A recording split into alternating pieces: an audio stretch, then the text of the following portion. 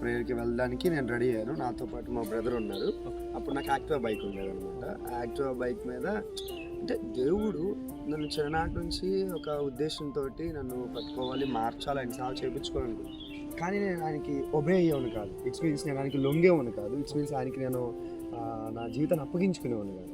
కానీ ఒకానొక సందర్భంలో ఆయన ఏం చేశాడంటే ప్రభువారు ప్రేయర్కి వెళ్తా ఉన్నప్పుడు బయలుదేరినప్పుడు అప్పటికి నేను మత్తు పదార్థాలు తీసుకున్నాను. గంజాయి టాబ్లెట్స్ అవి తీసుకొని ఉన్నాను. సో మీకు ఐడియా ఉన్నట్టు గంజాయి అంటే ఐడియా ఉంటుంది, టాబ్లెట్స్ మత్తు పదార్థాలు. సో అవి తీసుకొని నేను ప్రేయర్కి వెళ్ళాను. సో వెళ్తున్న దారిలో ఒక చిన్న ఇన్సిడెంట్ జరిగింది. సో మనకి సింగనర్ ఫ్లేవర్ ఇక్కడ మనకి మీకు ఐడియా ఉన్నట్టు సింగనర్ ఫ్లేవర్.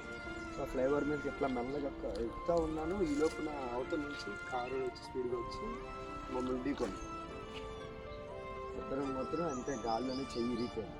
ఇప్పుడు మీకు ఇట్లా మీరు ఇక్కడ లోపల టచ్ చేస్తే లోపల బోన్ ఫ్రాక్చర్.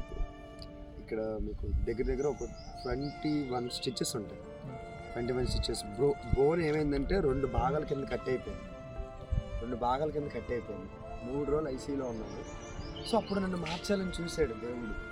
అంటే ఇప్పుడు ఒక తండ్రి తల్లి ఉన్నారు.